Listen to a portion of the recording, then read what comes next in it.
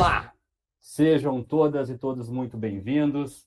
Sou Roberto Ribas e tenho o prazer, a honra de apresentar mais uma edição do X-Talk. Este que já é nosso tradicional bate-papo sobre marcas, marketing, tecnologia, negócios. E na edição de hoje vamos falar sobre inovação. Inovação, uma palavra tão lavada, tão utilizada, mas que ainda faz parte da realidade da busca dos negócios. E mais do que inovação, vamos falar sobre a conexão dos nossos negócios aos grandes ecossistemas globais de inovação, aonde, de fato, têm surgido as maiores transformações da nossa era. Mais precisamente, do mais conhecido deles, que é o Vale do Silício. E para isso eu tenho aqui comigo, ocupando o palco principal do X-Talk, experts em ecossistemas de inovação e em inovação como um todo. Ricardo Jeromel, acionista de grandes companhias globais, advisors, importante de fundos de investimento, fundador de operações da Startse na Ásia, é um especialista em China, em Vale do Silício, tem livro publicado, possui grandes experiências em roadshows para executivos e investidores e vai nos acompanhar na missão de 2025 ao Vale do Silício. E Pedro Zanetello, que é formado e especialista em marketing e gestão empresarial e hoje é head de projetos internacionais do Instituto Caldeira e está liderando, de certa forma, o engajamento de todos para nos levar nessa missão que vai acontecer lá no Vale do Silício. Pedro, Ricardo, sejam muito bem-vindos ao X-Talk. O palco é de vocês. É um prazer, uma honra falar com vocês aqui. Obrigado, Ribas. Prazer é gigante falar contigo, com o Jeromel aqui, e de representar o Instituto Caldeira, que eu acho que é super legal a gente comentar um pouquinho sobre o trabalho que a gente vem fazendo desde Porto Alegre, mas a nível já internacional e mundial, né? O Caldeira, ele é uma associação sem fins lucrativos que nasceu da iniciativa privada, da junção de 42 grandes empresas do Rio Grande do Sul, para falar sobre inovação, tecnologia e para fazer negócios no final do dia. Então, hoje, depois de 5 anos de existência do Instituto, que fica hoje em Porto Alegre, mas tem uma atuação global, a gente já tem mais de 530 empresas associadas aqui, que fazem negócios no dia a dia, participam de eventos, fazem conteúdo sobre inovação, e a gente hoje tem um olhar, obviamente, muito cuidadoso e muito rico para iniciativas globais. Hoje o Caldeira tem parceria formal com 9 países, além do Brasil, e uma dessas iniciativas é, de fato, a gente proporcionar missões internacionais para lideranças, para executivos de empresas aqui da comunidade. Então, o Caldeira, há alguns anos, já promove essas missões internacionais. Na prática, são viagens de negócios, onde a gente visita centros globais de inovação espalhados pelo mundo. E esse ano a gente vai ter aí uma grande oportunidade de visitar o Vale do Silício, que é o epicentro hoje de muitas tecnologias, inclusive da inteligência artificial, que é a temática da missão que a gente vai estar fazendo no final de agosto. E uma honra poder contar aí com a parceria da Brivia nessa missão e, mais uma vez, da parceria aí de curadoria e de toda parte de recepção, conhecimento do Jeromel, que já virou aí o embaixador global do Caldeira desde a fundação do Caldeira, né, Jeromel? Então, um prazer falar com vocês.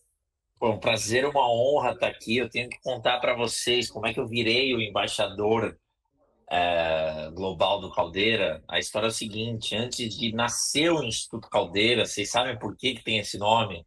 Caldeira é porque fica onde foi a primeira fábrica da Renner, onde tinha um caldeirão. Então, o Pedro está contando aqui, tinham 3 desses 42 fundadores que eles falaram. Eu posso contar um, que é o chairman, é o presidente do conselho, o senhor Marciano Testa, o fundador do Agibank. Ele estava comigo numa dessas viagens internacionais. A gente estava saindo de Xangai e indo para Hangzhou, para a sede da Alibaba, e ele me contou o sonho dele com outros 2 cofundadores do que viria a ser o Caldeira. E daí eu falei, não, então entendi. Então deixei o grupo seguir para Alibaba com todo mundo, peguei o Marciano e esses outros 2 camaradas, e nós fomos até um lugar chamado Dreamtown, que é o Instituto Caldeira vezes China. Então, é realmente, por exemplo, o DeepSeek, que vocês devem ter ouvido falar, nasceu de lá.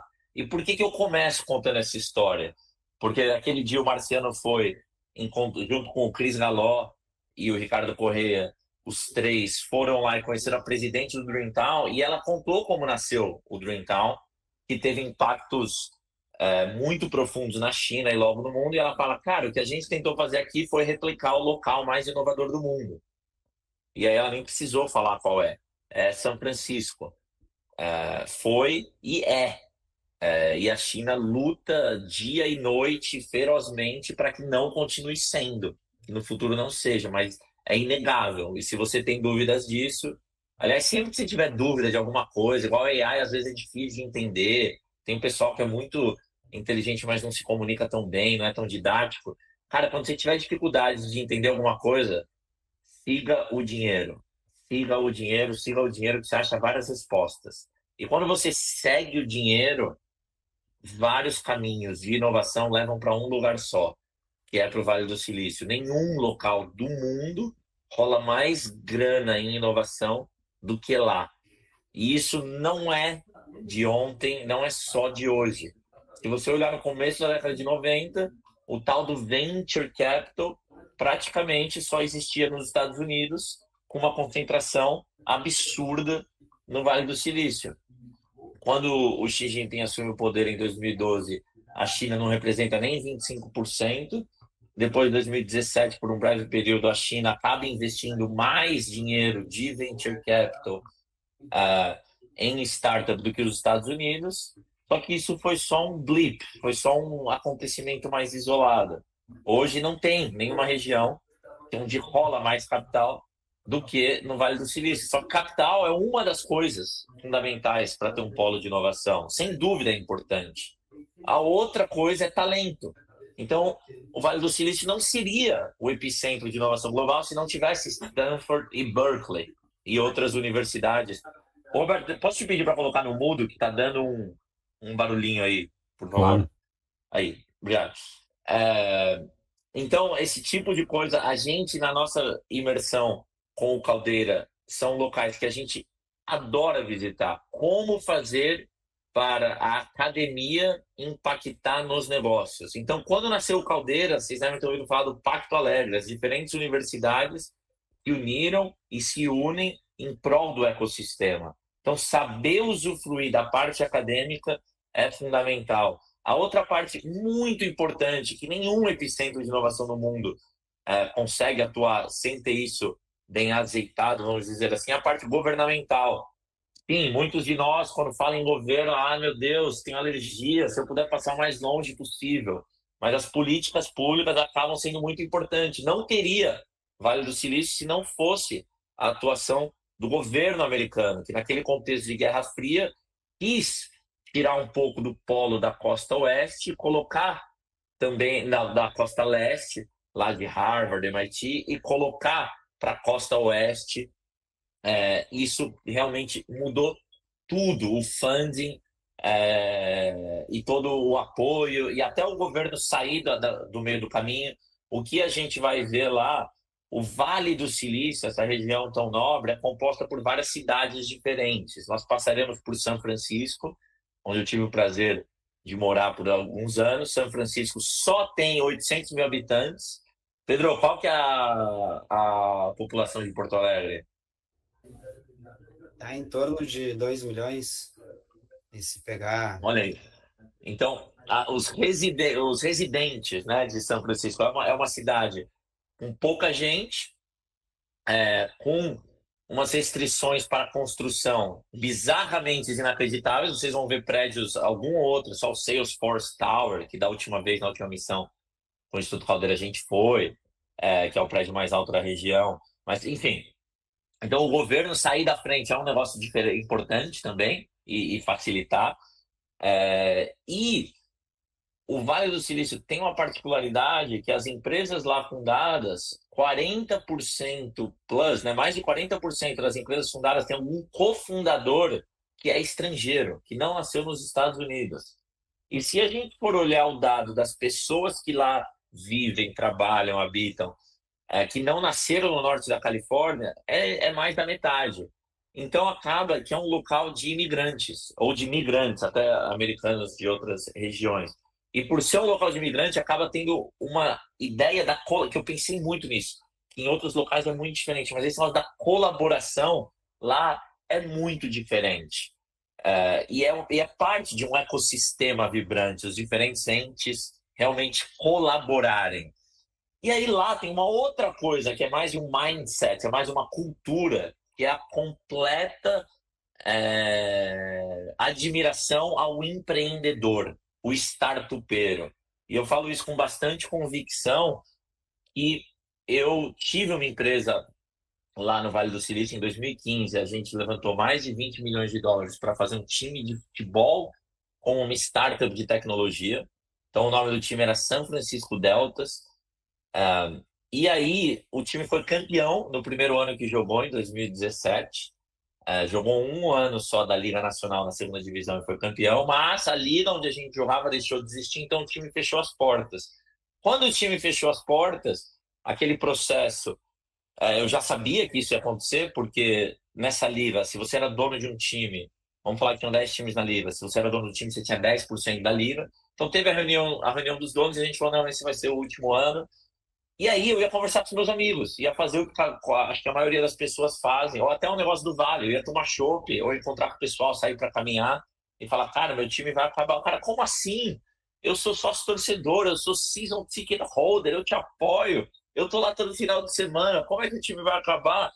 O time vai acabar, tá decretado. Aí eu recebi mais de 20 pessoas falando, Jeromel, pelo amor de Deus, não volta para o mercado financeiro, não vai para uma consultoria, você é empreendedor. O que você precisa para empreender?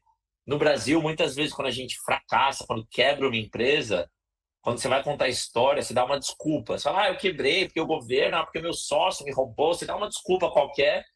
Lá no Vale, quando você quebra uma empresa, que essa é a palavra, quando deixa de ter sucesso com uma empresa, é igual quando a gente ganha a Copa do Mundo, que você ganha uma estrelinha em cima do brasão. O startupeiro, o empresário que já teve ou sucesso ou fracasso, mas que já abriu empresas, já passou por essa jornada, lá no Vale ele é visto como um ser melhor, um ser mais evoluído, tem maior chance de ter sucesso. E a sociedade inteira te apoia com isso. Então eu tive mais de 20 amigos que falavam assim, cara, então que você for começar, toma aqui 10 mil dólares, 30 mil dólares, dependia do cara. A valuation, a gente vê lá na frente quando você for captar uma rodada, mas toma essa grana aí para você. E se der tudo errado, você não me deve nada, é realmente um capital anjo. Então é uma sociedade até que às vezes parece admirar demais. É todo mundo o tempo todo. Tem aquela frase que fala, cara, você quer saber para onde o mundo está indo? Passa um final de semana no Vale do Silício e tenta descobrir o que os caras estão fazendo no final de semana. Que ali, então é uma concentração de pessoas tentando mudar. E daí tem a outra coisa também que a gente não pode esquecer. O Steve Jobs, se vocês lerem a biografia dele, ele era um hippie, tão hippie que ele trabalhava na Atari, a empresa de videogames, e os caras tiveram que colocar ele no período noturno, porque ele fedia demais. Ninguém aguentava trabalhar com o cara. Fora que ele era um mala, o cara fedia. Então foram vários hippies que encontraram na tecnologia um objetivo maior. A tecnologia foi o meio para eles conseguirem mudar o mundo. Isso parece muito bonitinho, mas talvez, não sei, não verdadeiro, mas é a realidade. Lá você vai trocar ideia com o pessoal. Então, eu acho que para quem quer entender de tecnologia, conhecer mais profundamente o Vale do Silício e alguns dos protagonistas, nós vamos falar uma semana, não dá tempo de conhecer todos, é realmente uma coisa que o objetivo é as pessoas lembrarem daqui 30 anos. Então, no último grupo onde a gente foi, a gente teve uma mistura de investidores com empresários pequenos, né, os startupeiros, começando startups.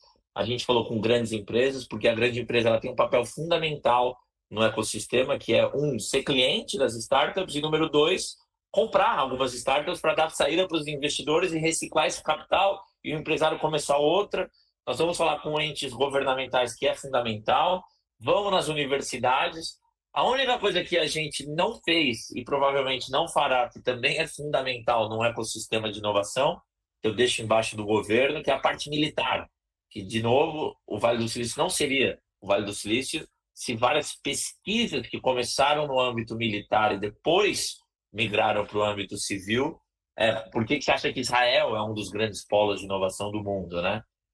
Mas isso a gente não vai fazer, não está nos planos. Mas fora isso, cada uma das peças do ecossistema será muito bem endereçada. E aí o que é bacana de fazer isso com o Caldeira, com a Brivia, é que, além do que a gente vai ver lá, que aí é o meu papel, trazer para vocês realmente líderes e protagonistas, e a melhor pessoa para a gente falar em cada uma das visitas, é o grupo que vai. Os grupos do Caldeira, realmente, já valeria a pena ir para Marte, ir para qualquer lugar com eles. Mas ir para o Vale do Silício é realmente uma proposta irrecusável. Então, para mostrar para vocês o que a gente vai ver, eu vou pedir para o Christopher aqui, para o Roberto, para a turma, passar um vídeo para vocês de um negócio que a gente fez lá em 2017, que foi... Quer pôr o vídeo aí? Mas eu vou contando aqui enquanto a gente põe. Que foi usar inteligência artificial para ajudar as pessoas aonde elas sentariam no estádio de futebol. Então isso até hoje não é usado. Então foi um exemplo ruim? Não sei, mas quem estava lá com certeza ouviu falar muito em AI 2017. Na última viagem que a gente fez para o Caldeira, eu somei tudo que o pessoal, que a gente foi falar de AI com as empresas, esse era o número. E só de quem recebeu a gente, eles estavam investindo mais de 15 bilhões de dólares em energia nuclear. Porque o play de AI é completamente dependente de energia, do jeito que ele é feito hoje. Não sei se vai ter alguma disrupção no futuro. E aí depois, na outra viagem, a gente acabou focando muito também em computação quântica, que pode ser que mude o mundo, e alguns falam que é inevitável, outros falam que vai demorar um pouco mais, e também fusão nuclear. Imagina um mundo onde energia limpa, abundante e barata é uma realidade. Isso muda tudo. Então essas conversas que às vezes parecem, Jeromel, mas esse negócio vai acontecer em 2030, para que a gente está falando agora? Seria em 2017, a gente está falando de AI. Acho que ia passar o tempo, vocês vão estar me agradecendo. Vamos lá, vamos assistir. A melhor maneira de assistir um jogo é ao vivo, no estádio. Fica ainda melhor quando você está perto de pessoas que são tão divertidas quanto você. Infelizmente, o modelo de ingressos de hoje te obriga a sentar exatamente no mesmo lugar, obrigado a ter os mesmos vizinhos em todos os jogos. Felizmente, a nossa tecnologia de ingressos com inteligência artificial permitirá que você sente com quem você quiser em cada jogo. Por exemplo, neste jogo você decide sentar com fãs do seu time europeu favorito. No próximo, com colegas de trabalho. E no próximo, com pessoas de seu país. Ou até mesmo com pessoas solteiras, prontas para festa. Vai com os filhos. Sente com outras famílias. Sua ex ficou com os filhos. Sente com os fãs mais apaixonados. Basta escolher seu grupo de preferência antes de cada jogo e nós fazemos o resto. Controle sua experiência nos dias de jogo usando ingressos com inteligência artificial e reserve seus ingressos já no sfdeltas.com. Então, turma, divertido, né? Vocês viram aí, imagina ter um AI para o estádio. É um dos use cases, mas o que é bacana de vocês pensarem é que isso foi em 2017 que esse vídeo foi publicado. Então, imagino que não está rolando agora lá, que vai chacoalhar com as ideias e com os planejamentos e com as execuções e com a alma de cada uma das pessoas que forem. Uma grande dificuldade minha, que o Pedro me enche o saco, é saber a agenda exata com antecedência, mas isso não é possível do jeito que eu faço, porque a gente não paga palestrante para ir lá contar para vocês como é que é aquela formulinha que várias outras empresas fazem assim. A gente pega o perfil de quem está indo, a partir desse perfil a gente faz os nossos amigos, pessoas que a gente já conhece há muitos anos e dedicou uma vida e são próximos mesmo. Por exemplo, a minha esposa estudou em Stanford, a minha cunhada estudou em Stanford, a minha sogra estudou em Stanford. Então tem toda uma rede de amigos e amigos e amigos que a gente vai acessando para ser bom para ambos, tanto para os brasileiros indo quanto para o pessoal recebendo a gente. E o nosso comprometimento aqui realmente vai ser algo especial. Vai lá, Roberto. Isso eu queria desdobrar com vocês aí, Jomel e Pedro, que é assim, esse ponto, né? Tu traz muito o ambiental, né? A vibe que existe lá e muito desse comportamento das pessoas de serem empreendedoras, de serem colaborativas, de assumirem o risco. E aí por isso que assumir o risco tem que ganhar uma bet mesmo, tem que ganhar uma estrelinha no peito, né? De ter a coragem de errar, ter a coragem de errar de novo. E quando tu coloca que não tem uma programação 100% fechada, é porque não estamos indo lá para receber um pitch padrão, certo? Nós não vamos sentar na frente de uma empresa do OpenAI e receber um pitchzinho padrão que nós poderíamos estar consumindo no vídeo no YouTube. Nós vamos lá conversar com pessoas realmente com essas características e que têm histórias para contar. É isso mesmo, Jeromel? Exatamente. Eu acho que um dos grandes valores é poder olhar no olho dos protagonistas e responder, perguntar qualquer coisa, que é um negócio. Eu fiquei quase 10 anos na Forbes, né? Eu fui 2 anos repórter e depois 8 anos como colunista. E o meu trabalho era cobrir os bilionários brasileiros. Então, quando vocês veem aquela lista, durante 10 anos eu que fazia a lista dos bilionários brasileiros. E a parte mais legal do trabalho era entrevistar os caras. E aí eu aprendi uma coisa muito louca, que quando você pergunta alguma coisa, é muito raro alguém não responder. Você está olhando no olho da pessoa e você pergunta. Então, poder perguntar qualquer coisa e aí tá preparado para fazer as boas perguntas. E isso que é legal do Grupo do Caldeira, que às vezes tem um assunto que você não domina tanto, mas é só gente boa, que as perguntas ficam ótimas. Então, estou super animado. Obrigado pela oportunidade aí, pessoal da Brivia, do Caldeira. O objetivo, de novo, é viverem algo que daqui 30 anos lembrarão. Tu comentou sobre isso, Jeromel, que o Vale do Silício ainda é o grande local do mundo, né? A China está correndo atrás para se tornar, tentando, como tu mesmo disse, correndo enlouquecidamente, tentando mudar um pouco essa história. Mas, assim, o que são? Traz aí um pouco da tua experiência de conviver, de circular. O Caldeira teve uma missão agora também para Londres há pouco tempo. Assim, quais são as características, né, desses locais? Trouxe aqui uma característica muito rica do Vale do Silício, mas o que tem em Israel, o que tem a China, Legal. que se complementam a esses ambientes? Vamos lá. Então daria para fazer horas e horas e horas em cada um desses locais, mas é o seguinte, esses 3 ambientes têm uma coisa em comum e no nossa realidade é muito diferente, que é a completa abundância da capital. Então, se a gente olhar a Startup Nation, é o apelido de Israel, é um dos países que mais tem startup per capita do mundo.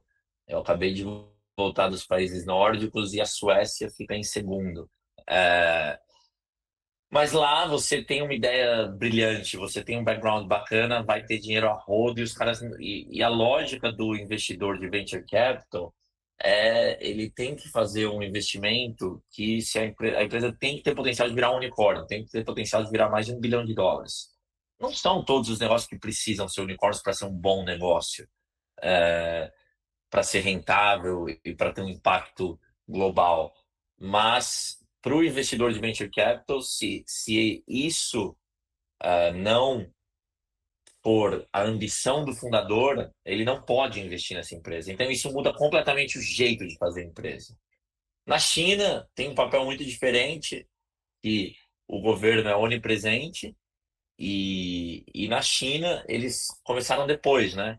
Só que a China tem algumas das grandes vantagens. A renda per capita é muito mais baixa do que nos Estados Unidos, particularmente no Vale do Silício. O Vale do Silício talvez seja o local mais caro do mundo. Eu morei em Nova York, morei em São Francisco, morei em Miami, em Paris, na China. O meu aluguel de São Francisco era uma coisa assim, e é o preço do jogo. Então, de novo, é uma área com várias restrições para construção, que encarece muito o jogo, mas tem muito capital abundante. Eu tenho um livro publicado na China. É difícil falar da China em linhas tênues, mas a China, pessoal, me assusta muito o quão ignorante nós somos, porque a China não só é a maior parceira comercial do Brasil desde 2009, a China é a maior parceira comercial de mais de 120 países. Então não dá para entender do mundo sem entender da China. Se você acreditar naquela frase que eu comecei aqui o nosso papo de seguir o dinheiro, você sai seguindo o dinheiro, falou, muito do dinheiro termina na China. E agora, nessa nova era tech, na qual todos nós estamos inseridos, onde a matéria-prima fundamental, não importa a tua empresa, é cérebro bem treinado, ninguém tem mais do que a China, onde a população e a cultura, o confucionismo, faz com que as pessoas realmente almejem ser engenheiras. E têm ciência, tecnologia, engenharia e matemática, eles formam mais de 10 vezes do que os americanos formam a cada ano. Então, isso no longo prazo traz muita diferença. Então, para resumir, Vale e Israel muito bons de 0 a 1, mas a China é imbatível de 1 a 100. Ninguém consegue replicar a escala tão grande, até pelo país de 1,5 bilhão de pessoas.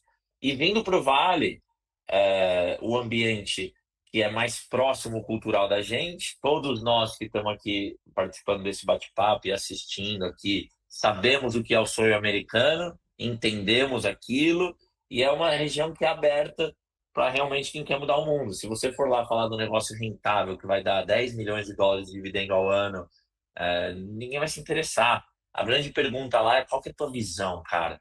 Porque o empresário que tem a visão muito clara, ele se torna um imã para atrair talento, atrair fornecedor para fazer sessão e começar melhor, porque acredita que a empresa vai se dar melhor, atrair capital. E na China, esse negócio de propósito não é muito a regra do jogo. Então, é completamente diferente. E quando a gente fala de AI, é o grande epicentro. A China ainda não conseguiu catch up. Apesar das pessoas não entenderem direito o que está rolando lá, e está rolando tanta coisa, mas se o assunto é AI, é um consenso. Se tiver um lugar no mundo para você conhecer e passar tempo, e fora, né? Que algumas das maiores empresas do mundo estão lá. A sede é lá. Na última viagem, a gente foi no Google, a gente foi na NVIDIA, a gente foi no Salesforce, a gente foi na Oracle. Não sei aonde nós iremos nessa, vai depender do perfil do público. Às vezes, ir nas empresas muito grandes nem sempre... depende muito mais quem você vai encontrar lá do que ir na empresa X. Então, mas daí é um pouco da nossa dinâmica que a gente faz com maestria e tem confiança que entrega um negócio incrível. Vamos entregar certamente, não há dúvida sobre isso, e